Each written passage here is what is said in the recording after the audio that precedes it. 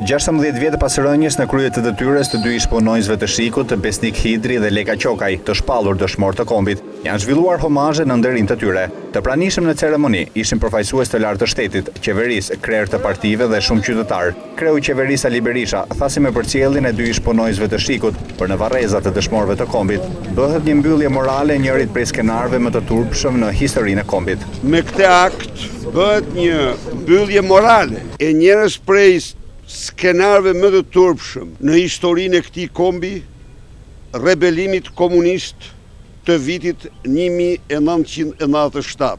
Rebelimi komunist i 97 u mbyll në mënyrën më dinjitoze nga qytetarët shqiptar, të cilët bën që ata që erdhen me dhunë të largohen me votë. Për autorët politik, shqiptarët u shprehen. Për problemet tjera natyrisht drejtësia vonon, por nuk harron kur.